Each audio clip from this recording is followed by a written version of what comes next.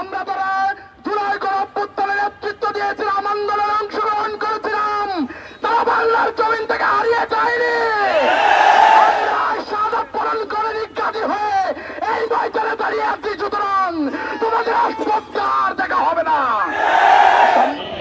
চট্টগ্রাম মহানগরীতে আজকের এই বিক্ষোভ সমাবেশ, যেই সমাবেশ থেকে আমাদের ছাত্র জনতা আওয়াজ তুলেছে, এই খুনি হাসিনা যারা ছাত্রদের বুকে গুলি চালিয়েছে, যারা সিদ্ধান্ত দিয়ে একজন রিকশাওয়ালা শ্রমিককে হত্যা করেছে, তাদেরকে বিচারের আওতায় নিয়ে আসতে হবে।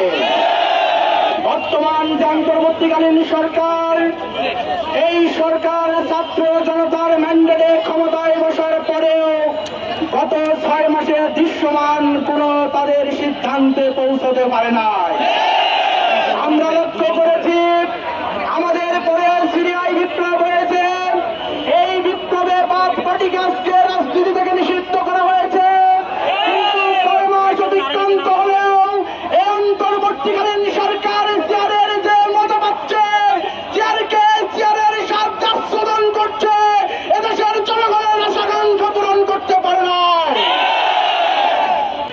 আমাদের বারবার প্রশ্ন করার চেষ্টা করেছি, আমরা বলেছি আমরা রাজপথে ছিলাম, আমাদের ভাইদের উপর গুলি চালানো হয়েছে, আমাদের বন্ধের উপর নারকীয় ভাবে আহত করা হয়েছে, আমাদের ছাত্র জনতাকে হত্যা করা হয়েছে, এদেরকে বিচারের আওতায় নিয়ে আসতে হবে। কিন্তু লক্ষ্য করেছি প্রশাসন সে উদ্যোগ গ্রহণ করে না। সম্মানিত উপস্থিতি, আজকে অবাক হয়ে যায় এই বীর চট্টগ্রাম।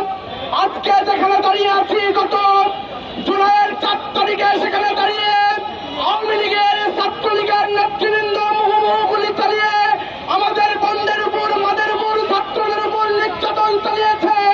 কিন্তু এখন পর্যন্ত এই খুনিদের গ্রেফতার করা হয়নি। ভালোই ভালো হয়ে যান, ভালো হয়ে যান। আমাদের কেন আপনারা আঘাত করে চট্টগ্রামকে নতুন সহিংসতার দিকে নিয়ে যাচ্ছে। যদি তাই করা না হয়, তাহলে দামপাড়া পুলিশ লাইনের সামনে ছাত্রলীগের মতো নিষিদ্ধ সংগঠন কিভাবে মিছিল করতে পারে? ছাত্রলীগকে বলতে চাই, জুলাই গণহত্যায় যেভাবে ভূমিকা রেখেছিস, যেভাবে আমাদের ছাত্রদের উপর নির্যাতন করেছিস, আর পুনরায় ফিরে আসার চেষ্টা করলে এদেশের 18 কোটি মানুষ বিদেশ চামড়া উঠিয়ে নিবে। সম্মানিত উপস্থিতি, পরিষ্কার ভাষায় বলে দিতে চাই, শুধু বীর চট্টগ্রাম নয়, সারা বাংলাদেশে কোথাও যদি কোনো ধরনের উত্তাল পরিস্থিতি তৈরি করার চেষ্টা করা হয়, দাঁত ভাঙা জবাব দেওয়া হবে। আমরা যারা জুলাই গণঅভ্যুত্থানের নেতৃত্ব দিয়েছিলাম, আন্দোলনে অংশগ্রহণ করেছিলাম, তারা বাংলার জমিন থেকে হারিয়ে যায়নি। আমরা শাহাদাত বরণ করে নিজ্ঞাতি হয়ে এই ময়দানে দাঁড়িয়ে আছি। সুতরাং তোমাদের রাজপথ দেখা হবে না। সম্মানিত উপস্থিতি, এই সরকারকে বলতে চাই, গত 6 মাস যাবৎ ক্ষমতায় বসেছেন, চেয়ারের সাথে বসে যে স্বরাষ্ট্রদন করছেন, এদেশের জনগণ যে উদ্দেশ্যে বসিয়েছে সেই উদ্দেশ্য কোনো বাস্তবায়ন করতে পারেন নাই। যদি জনগণের আকাঙ্ক্ষা বাস্তবায়ন করতে না পারেন, তাহলে ক্ষমতা থেকে ছেড়ে চলে যান। বিপ্লবীরা থাকা অবস্থায় পার্শ্ববর্তী রাষ্ট্রকে প্রতিবেশী বানিয়ে তাদের সাথে আঘাত মেরে না হবে না।